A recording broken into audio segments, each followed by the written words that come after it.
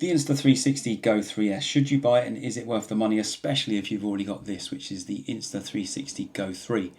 In this video I'm going to talk about why I decided to spend over £400 on this guy, even though I already had this guy, and why it made sense for me as a running YouTube content creator to do so. But before we get stuck into that, just to point out, Insta360 did not give this to me, they did not send it to me.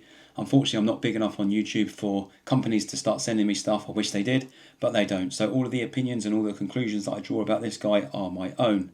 So let's get stuck into it. So I'm not going to spend too much time talking about the Insta360 GO 3S at this stage, and instead I'm going to take it out for a run with me in the morning and I'll capture some video. I'll show you the video now. We can look at the image quality, we can look at the types of videos that this thing can capture and produce. Then we'll come back to the office afterwards. We can draw some conclusions and figure out whether it was £400 well spent or whether it was £400 that I really should have saved. So let's do it. No, we're gonna find them, and I'm gonna fight for you. They better start hiding. We'll be running with the lions, lions. We'll be running with the lions, lions. They can't run, they can't hide. We won't stop until they're down. We'll be running with the lions, lions. So one of the things that you'll have to consider if you are considering buying the Insta360 GO 3S or the Insta360 GO 3 as well is that you cannot currently connect to an external mic.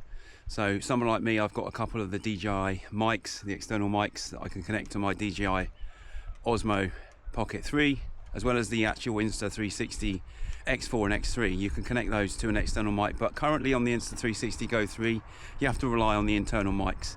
Now I think they're pretty good actually, to be fair. I mean, it's not particularly windy today and I'm down here on the coast, but I think that the actual built-in mics, both to the charging station and also the pod that you can take off, are both pretty good actually. So it is a concession that you have to consider if you are somebody that is really into making the sound as best as possible, but I actually think it's pretty good, to be fair. So just recording this section so that you can hear what it's like, and also I will do so again when we're running as well, just so you can hear what it's like if there's also some ambient noise and some footsteps as I'm running. So I'll do that in a minute, but we'll get on again. But I just wanted to give you that idea about what it sounds like if you are relying on the mics.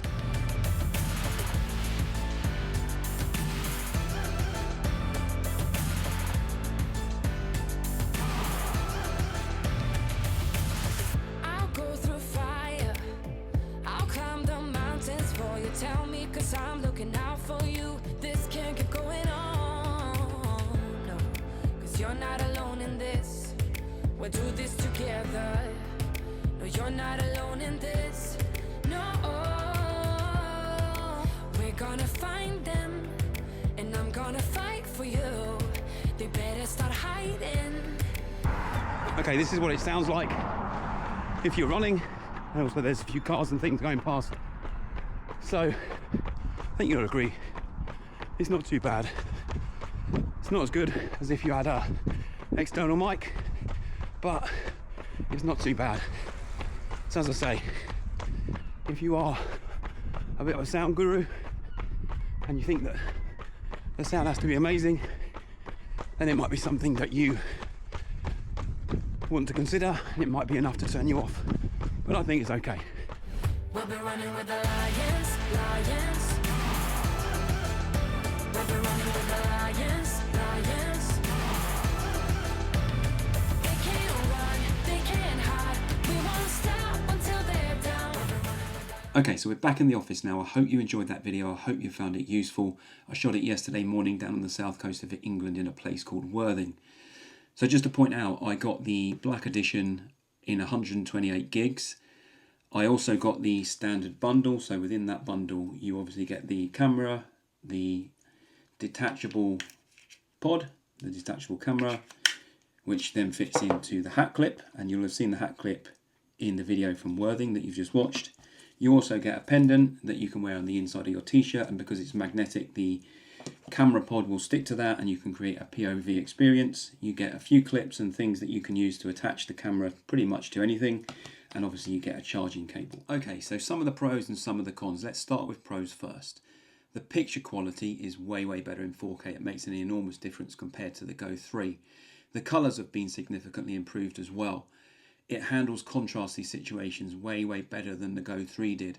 If you're going through a scene that's got a lot of sunlight and then you're going into shadow areas, you'll notice that its ability to handle those contrasty situations is way better than the Go 3 was. There's less delay if you've got the action pod detached from the docking station for it. So you will have the live view here, and if the docking station is attached to something else up to, I think it's 5 meters away from where you're standing with this, then the delay in feed is actually significantly less than it was with the Go 3 as well. It's waterproof up to 10 meters, the action pod. The action pod docking station is not waterproof, so don't take that in the water, but this thing can go down to 10 meters. Previously with the Go 3 it was only 5. And the stabilization, I mean, everything with Insta360 is fantastic when it comes to stabilization, and this is no different. The stabilization that you get on this thing is basically second to none. It doesn't matter if it's a DJI product, it doesn't matter if it's a GoPro product. These things are so superior when it comes to stabilization. In terms of cons, there's not that many, to be fair. I was very surprised, but one of the things that you have to consider is that at 4K you still can only get 30 frames a second. So if you want to get slow motion, or if you want to slow your footage down, then you're probably going to have to put this down to 2.7K and shoot at 50 frames a second. And I think that if you only do that for those moments that you want to shoot in slow motion, then nobody's really going to notice. Another upgrade from the Go 3, however, is that the Go 3's maximum resolution was 2.7K and you could only get 30 frames a second. So for the 3S, even if you put it down to 2.7, then you're going to get 50 frames a second, which is significantly better when it comes to slowing footage down than what 30 frames is. Another issue that I found is it's easy to accidentally change the settings on the back of the action pod screen if you're using it to flip up and down. One of the great things about this is your ability to essentially frame yourself if you are vlogging, to be able to see what it is that you're looking at if the camera is pointing at yourself. And I found that flipping this and up and down, it's very easy to accidentally touch some of these things. So there's probably a way to lock that. I don't know what it is. If you know what it is, then let me know in the comments. I'm sure it's possible, but I found that a couple of times I accidentally changed from D-warp to other settings in terms of the picture width, and accidentally zoomed into 2 times from 1, also during the run as well, which obviously degrades the quality of the footage, and just didn't want to do that digital zoom through my run. So they are probably the 3 things that I noticed in terms of cons. And of course, you know, the action pod camera is so small. You can't expect miracles from low light. So in low light, this thing is probably not going to be as good as what, you know, something like your GoPro or your Osmo Pocket 3 is going to be, basically because the sensor size is so much smaller. However, what I did notice actually is that, you know, in that low light test that I've done with the 3S, I get so much less pixelation and so much interference, less interference than I did on the 3. So, was it worth it? Was it worth spending nearly £400 on? For me, it was actually. And the reason being is that my plan all along is to use this as a B-roll camera. I want to take this on runs with me where I'm actually using another camera to capture the main footage and to have this as a backup. So having a camera now that can shoot in 4K with those improved colours and its ability to handle contrasty situations better, it means that I can put video that I capture from this easier together with something like the DJI Osmo Pocket 3, which I didn't feel comfortable doing with the Go 3.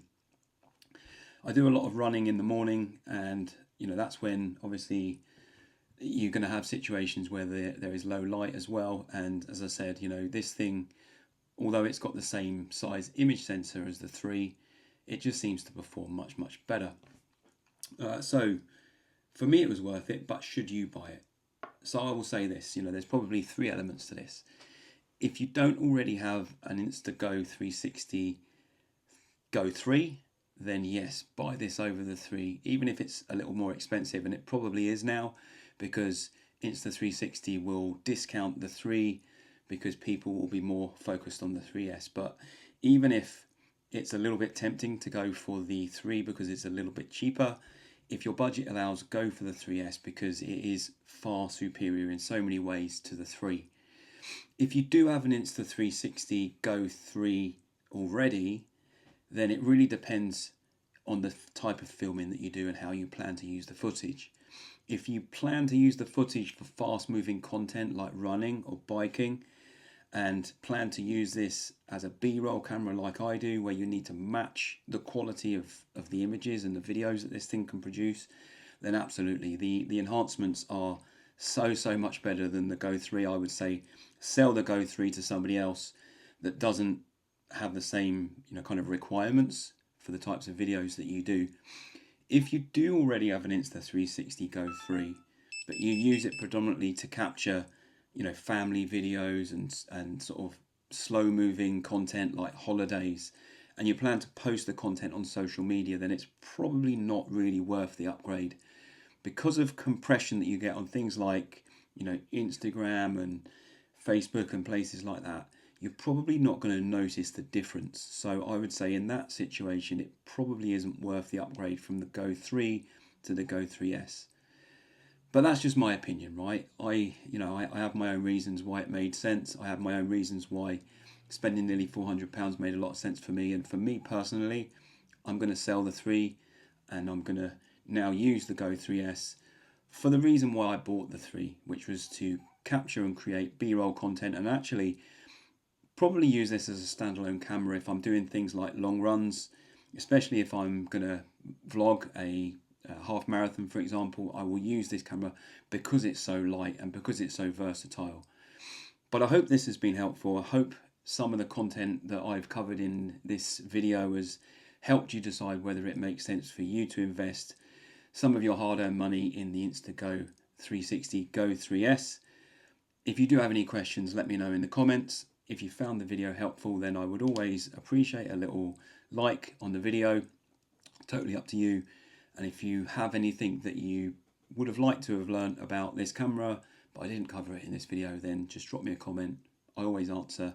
I'll always respond to comments. So with that, I'm going to finish the video. I hope it was helpful. I hope it's helped you decide what you should do. And see you on the next run.